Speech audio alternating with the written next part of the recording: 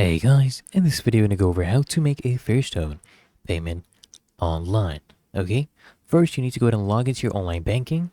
So go ahead and do that, sign into your online banking account, navigate to the bill payments or pay bills section, and then you can go ahead and add Fairstone as a payee. So if this is your first time paying online, you need to basically add Fairstone as a payee, right? Click add payee and search for Fairstone in your bank's payee list. Enter your Fairstone account number. You can find this in your statement, and then you can go ahead and save this for future payments. And then you basically just need to go ahead and make a payment, right?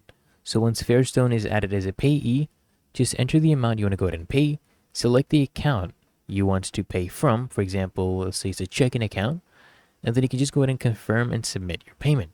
And after submitting, you want to check for a confirmation message from your bank. Payments usually take 1 to 3 business days to process, so you just log into your Fairstone account after a few days to confirm the payment was applied.